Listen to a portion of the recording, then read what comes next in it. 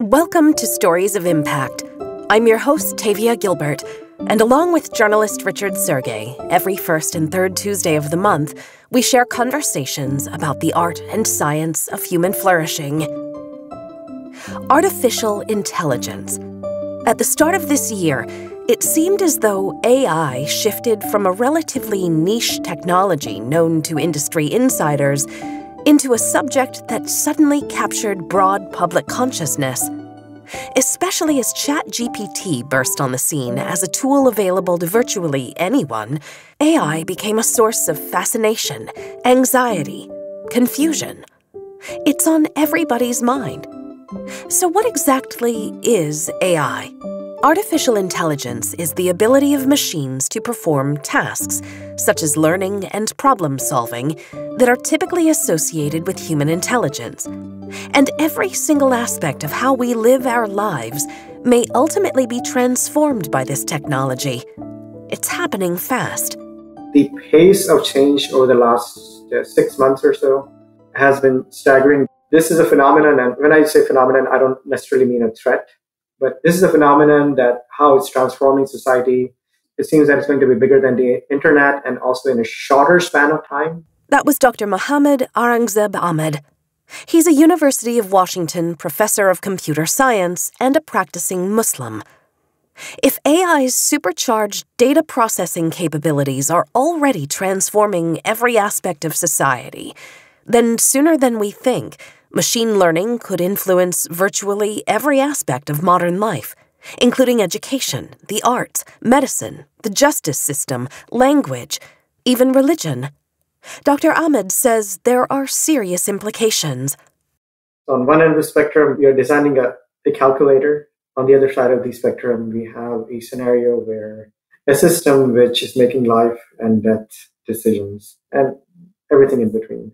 Now the question comes that we are delegating some of our responsibilities to these systems. What does that mean for human responsibility? So it's definitely an opportunity for people to come together and just think about this problem, this phenomenon, and learn from each other. Father Philip Larry, chair of logic and epistemology at Pontifical Lateran University in the Vatican, says that whether AI will be defined as a problem or as simply a phenomenon will depend on how humans answer. Are we going to use artificial intelligence for good or for evil? Are we supporting human dignity? Are we putting the human person at the center? Are we calculating the existential risk of things going wrong? Are we aware of the unintended consequences of these issues? Are we allowing humans to flourish in a spiritual dimension also? Or are we reducing the human being to something merely material or materialistic, which is a temptation? Father Larry and Dr. Ahmed are part of a multi-faith global coalition called together by the Vatican to consider how to ensure an ethical AI. The effort kicked off in 2020 with the Rome Call for AI Ethics, which seeks to promote a sense of responsibility around the ethical development of AI technologies. And so far, signatories include major tech companies, world governments, universities, and representatives from 3 of the world's major religions. Father Paolo Benanti, professor of ethics and moral theology, Pontifical Gregorian University in the Vatican, is also part of that international conversation. He's an advisor to Pope Francis on artificial intelligence and technology ethics. Father Benanti says that while AI technology may be reasonably new, the disruption it's bringing to the world is to be expected. Every technological artifact is a displacement of power, is a form of order. Technical innovation always changes society. What happened when we start to press the book during the 15th century changed the face of the power, changed the face of churches, and simply redefine in some way the way in which we can say we believe in something. And here happened ethics. Every time that we simply inject inside society technological innovation, we are shaping the order of a society, we are shaping the way in which actually things are. And this is an ethical concern. It's connected to justice, it's connected to human rights, it's connected to a lot of important themes that are both really crucial for religions and also for civil society. Reverend Dr. Harriet Harris, University Chaplain at the University of Edinburgh, agrees that new technologies always cause a disturbance in society. I can't think of any human inventiveness in history that hasn't brought great benefits and also great destruction in its wake. And I think we're now looking at a very big example of that. And we need to call ourselves to the really positive usages and really dial up our sense of responsibility to guard against harm.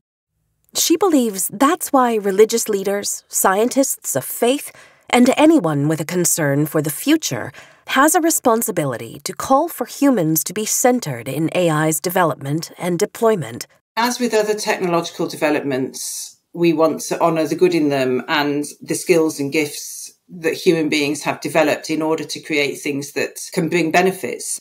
Creativity is really interesting in AI. I suppose in a religious sphere, we tend to link creativity with divine or with inspiration or with something that's really quite special. And so it's actually fascinating to see that in machines that we have made. And I don't think we know what to make of it, actually. I just think it raises questions that are similar to, but interestingly different from, questions that have come up in a faith and religious arena for centuries. Father Larry says that people in the religious arena have long prepared for the conversation about whether AI can be made ethical and benefit humanity, because for centuries they've explored the timeless question: what is right and wrong? I think we all agree, whatever your religious affiliation, we all agree that you should do good and avoid evil. Aristotle calls this the fundamental principle of the moral life. Do good and avoid evil. Well, what do you think is good and what do you think is evil? As principles, the Ten Commandments come pretty close to a universal ethical system. The Muslim community, the Jewish community also, is in agreement with the ethical principles in that letter.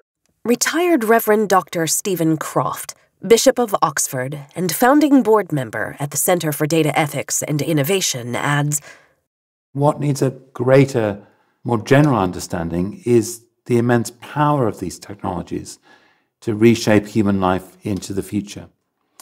So I've been present in a number of conversations with research scientists and others involved in the development of AI, where they've said to the assembled room, you do not realize just how powerful these technologies are and how great the changes are going to be, which are being introduced. And they've effectively said to us, please do not leave the key ethical decisions about how these technologies are deployed and governed to the scientists. We do not feel qualified as scientists alone to be making these huge and enormous decisions. There need to be other voices at the table because the issues at stake are so enormous for the future of work and family and institutions and good governance and communication. What can happen if AI doesn't adhere to universally accepted religious ethics? If it doesn't try to or isn't taught how to avoid evil? If scientists are left alone to make all the decisions?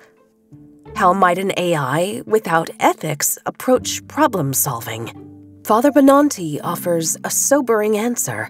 Once I tried to put a test to an artificial intelligence system, and I asked to the machine how I can eliminate cancer from the earth.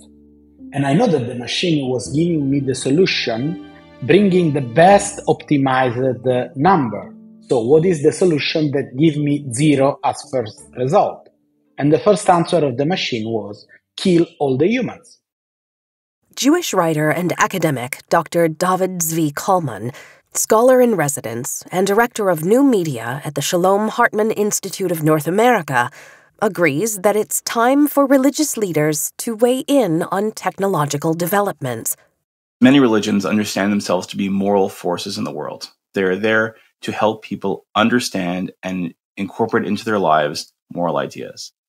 What that means in a technological age is that there is a responsibility to become a moral force for all of the various moral issues that the new world is throwing at us. Morality isn't restricted to the things that happen to have existed in the world 1,000 years ago or 2,000 or 3,000 years ago. Morality covers all the things that one needs to make decisions about in the world. In the modern period, that means making decisions about technology. New technologies are forcing us to confront moral problems, ethical issues at a rate that is really unparalleled in human history. And that's requiring us to make new moral, ethical decisions at a rate that I think a lot of us find uncomfortable. One of the important roles that religious institutions, religious communities, religious leaders can make in the modern period is to help communities think through what it means to make moral decisions around issues which people find difficult. One of the things it means to be a religious leader, religious community, to have religious thought in the 21st century is to help people develop moral intuitions around technologies which they may have never seen before. So artificial intelligence is a good example of this. AI is an issue which many people around the world are aware of and are anxious about. They're anxious about it taking their jobs. They're anxious about what it means for notions of humanity. One of the things that religious leaders and religious communities can do is help people engage in that project. Here are the questions which we are trying to sort out and actually do the difficult work of sorting out what are appropriate and inappropriate uses of AI in society, where we need to ask important questions around what it would look like to impact our lives. As Bishop Croft began his work with the Rome Call for AI Ethics, along with Dr. Coleman and others, he immersed himself in the study of AI so that he could better understand how to grapple with it. I came across an astonishing paragraph which basically said that one of the products of artificial intelligence was going to be that we were going to have to spend a lot more time reflecting on what it is to be human. And in effect, we were going to spend 30 years in an identity crisis because of the rise of intelligent machines. And therefore, we needed to do some thinking about that. I read that as a Christian minister and thought, well, I think we have something to contribute as the Christian church, because we've been reflecting on what it means to be human for thousands of years, and therefore we should be involved and contribute to that debate. What does Bishop Croft believe religious leaders contribute to the debate? I think faith-based leaders can bring a broader perspective on the whole of humanity. They would bring a broader awareness of an ethical tradition and ethical decision-making, and they would bring, I hope, real deeper insights into humanity and human life. So, as it were, a broader general perspective to complement the scientist's very specialized and technical perspective. Chokyi Nyima Rinpoche, a world-renowned Tibetan Buddhist teacher and meditation master at the Koning Shedrub Ling Monastery in Kathmandu, Nepal, believes, like Bishop Croft, that the potential harms of AI not only invite, but demand thoughtful consideration by world religions. He says, life is going very fast. Technology is going very fast. Naturals are, it is a danger because humans become less power. We're giving our power to technology. So I think everyone needs to be very, very careful to create this. We shouldn't rush to make this artificial intelligence. Religion is a medicine. Be kind, help to others, need to be patient, say truth. So danger is nihilism. And nihilism and technology combine together, then all become ash. And nihilism and technology, if combined, would make the world ash, says Rinpoche. So religious leaders like Rinpoche must address the existential danger, he warns us. Rabbi Jeffrey A. Mittleman, founding director of Sinai and Synapses, shares Rinpoche's concerns and refers to the alignment problem, which he defines as the alignment problem is artificial intelligence going to help us achieve the goals that we humans may want, or is artificial intelligence going to be able to take over what it, quote unquote, wants? And that's going to ultimately destroy humanity. Now, I don't think that's actually going to happen, but we know about these kinds of questions where we human beings say, I want X or Y or Z, and we don't necessarily think about all of the other potential side effects and the potential unintended consequences. it's worth slowing down artificial intelligence, because the more it's going to be an exponential slope, the more that we build on it, the faster it's going to be. And so we need to be able to at least pause and to be able to say, hold on a second, what might be some things down the road that we need to think about? That's why the Vatican put out the Rome Call for AI Ethics and invited leaders, including from other spiritual faiths, to join the Pope in a worldwide effort to make thoughtful decisions about AI technology, says Father Benanti. What is inside this call? First of all, we are looking at 3 impact areas, that is ethics, education, and rights. In these 3 impact areas, we would like to shape out 6 principles. The first one is the transparency. An AI system should be understandable to all. The second one is the inclusion. The system must not discriminate against anyone because every human being has equal dignity. The third one is the accountability. There must always be someone who takes responsibility for what the machine does. The fourth is the impartiality. All AI systems must not follow or create biases. The fifth is reliability. AI must be reliable. And the sixth is security and privacy. The system must be secure and respect the privacy of user. So this 6 core principle, it's a nucleus, is a core of the call. We found that those principles are really, interreligious and also interculturally. And actually, you can imagine that everyone on the face of the earth, if you ask to everyone, do you prefer a just or unjust artificial intelligence? Everyone will say just, but remembering to every one of us that we would like to build something that is just, transparent, and simple, an instrument, a tool for human beings and not a weapon, is something that is in this moment to collect a lot of consensus also among different religious traditions. Father Larry expands on the genesis of the Rome Call for AI Ethics.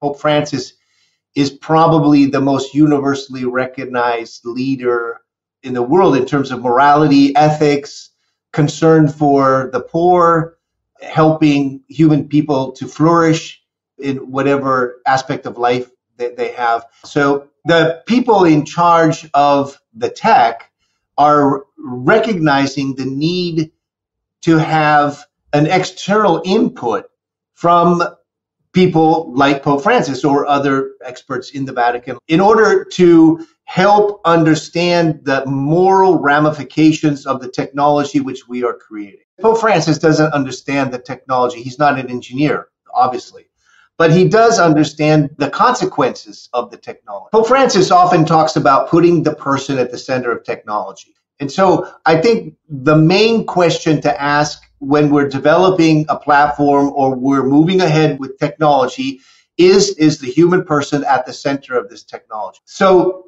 what is the motivation behind the use of technology? Is it the advancement of what I call human flourishing, or is it something else?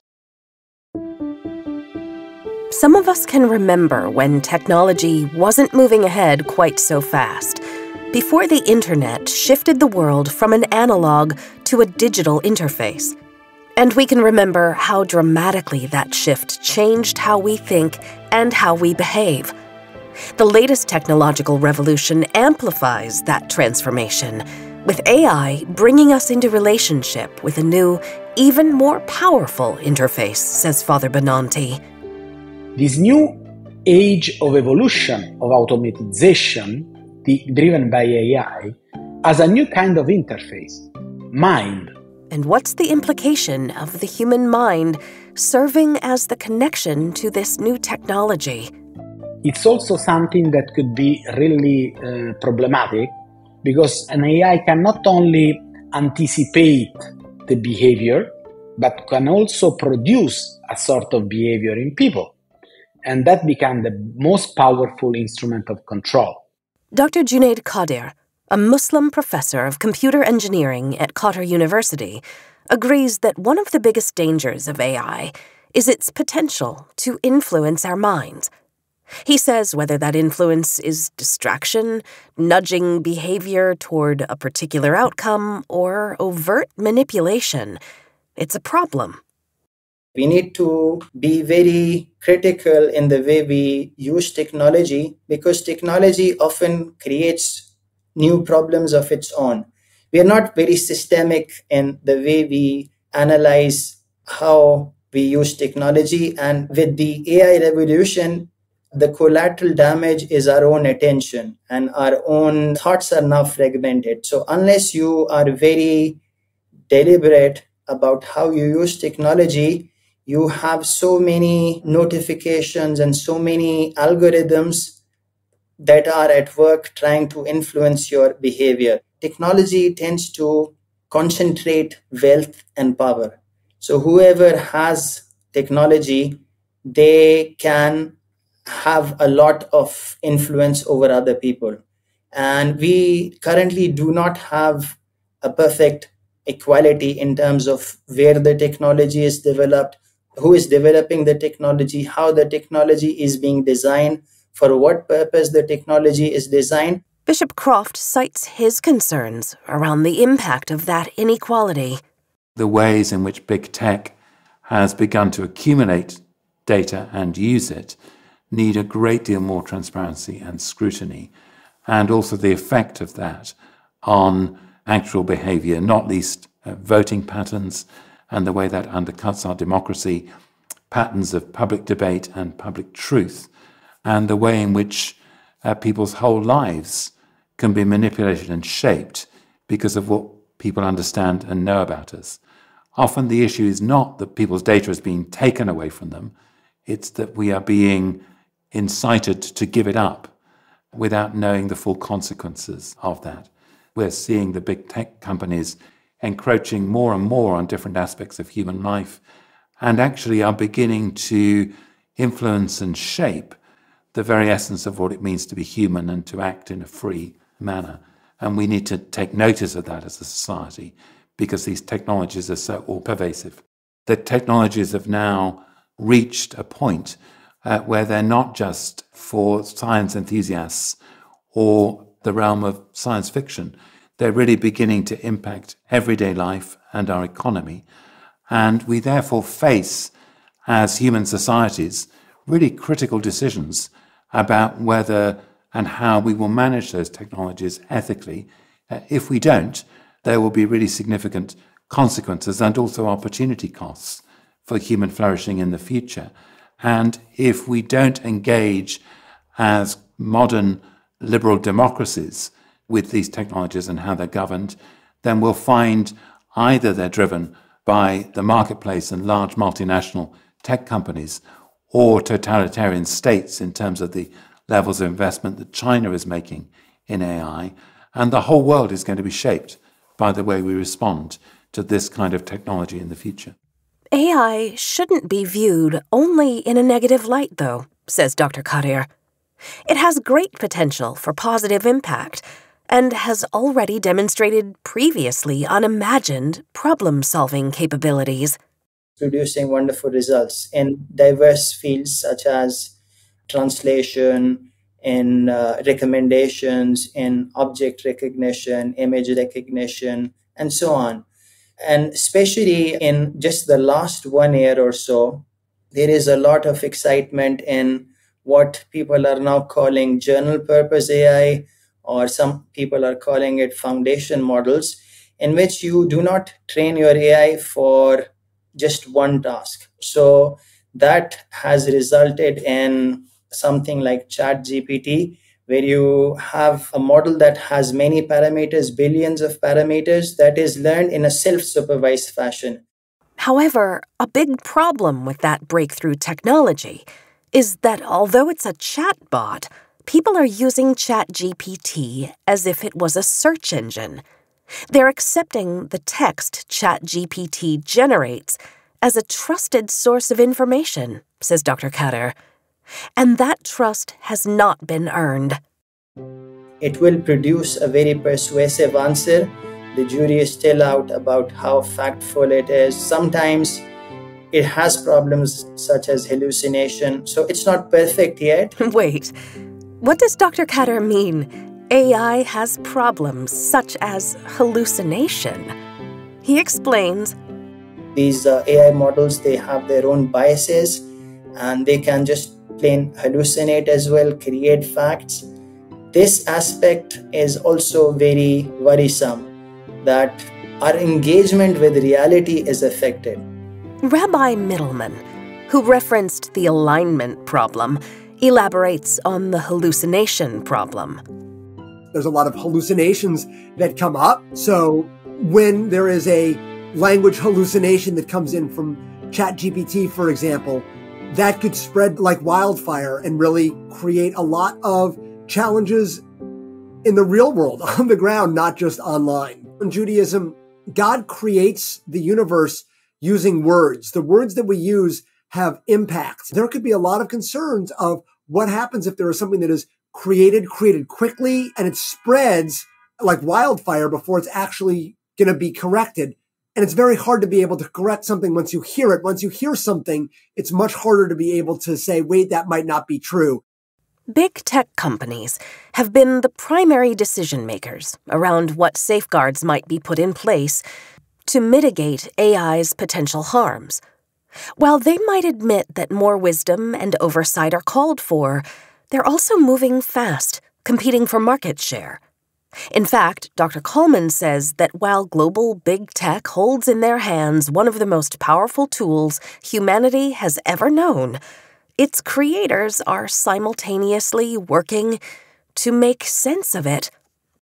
There's long been a tension among all kinds of tech companies between the urge on the one hand to get products out as fast as possible and the need on the other hand to make sure that they're regulated in ways that are safe for people and are safe for humanity. That tension is there for AI. It's perhaps there for AI more than it is for other kinds of technologies, in part because the companies that develop the software itself understand it to be incredibly powerful, right? There was a statement put out recently by some major AI developers basically saying that artificial intelligence has the potential destructive power of something like a biological weapon or a nuclear weapon. So if you yourself understand the technology to be at that level of importance and having that amount of destructive capabilities, there's certainly an extreme need to make sure that it is being developed and being deployed effectively and in a way that doesn't hurt people. Now, that's easier said than done, obviously, in part because this is a technology which I think even its own developers do not fully understand, are understanding based on its emergent behavior. But there are a lot of questions right now about exactly what is going on under the hood within these technologies and their capability for destructive behavior and the ways in which they can be manipulated. So there is, I think, importantly, a kind of laudable interest on the part of many of these companies to do the hard work of regulation. On the other hand, it's not clear to me whether they are fully equipped to actually do that work. Even though he may not fully understand the technology, the Pope himself is eager to lead conversations about what exactly is going on under the hood. He experienced personally AI's impact earlier this year, when an AI-generated image of Pope Francis wearing a white Balenciaga puffer jacket went viral. That silly picture might not seem like such a danger, but it might have highlighted to the Pope how vital leadership around ethical AI is, says Father Benanti. Everyone around the world saw the picture of the Pope dressed with that really fashion poof. And it was an image, a fake image, generated by an AI. And so something like that tells us that we are giving so powerful tools in the pocket of everyone, but we haven't built the culture to handle that kind of tools. Whereas a smartphone, you can have an high educational university, or you can use it as a weapon and you can simply have the most sophisticated soft power instruments or propaganda instruments.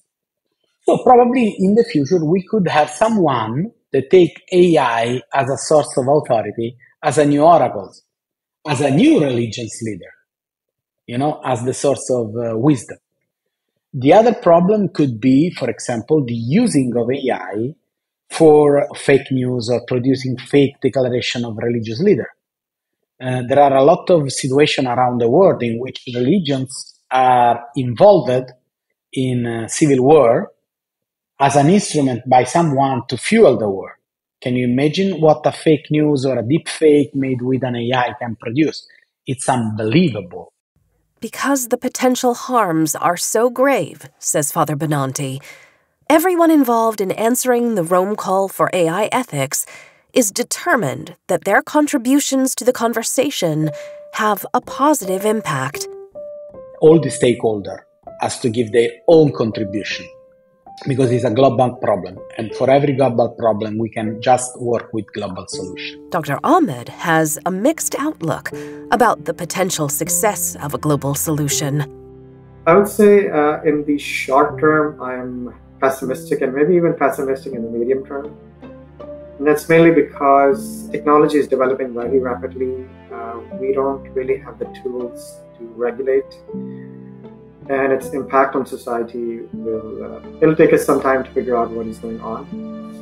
But that said, I'm positive in the long term because look at humanity's history. I mean, we have not only survived but thrived with technologies like gunpowder, weapons of mass destruction, and atomic weapons for more than 70 years. So we'll eventually find a way to coexist, regulate these technologies for human betterment. Like Dr. Ahmed, Father Larry feels there's room for hope eventually. I think in the long run, human beings tend to work it out. Look at nuclear bombs, okay? So far, we haven't destroyed the world. We certainly have the capacity to do it, but we haven't done it. I think that says something about human nature. Calculating of the existential risk of AI is something profoundly important for our generation. I think in general, human beings tend to make things around them useful for themselves and not harmful. And I think that we're going to learn how to do that with AI. We'll be back in 2 weeks with a second discussion around AI, when we explore more deeply some of AI's potential benefits, the relationship between the divine nature of human beings and technology, and more from today's guests about how their faith traditions inform their ongoing work to integrate ethics into the development of the consciousness of machines. In the meantime, if you enjoy the stories we share with you on the podcast, please follow us and rate and review us. You can find us on Twitter, Instagram, and Facebook, and at storiesofimpact.org. And be sure to sign up for the TWCF newsletter at templetonworldcharity.org.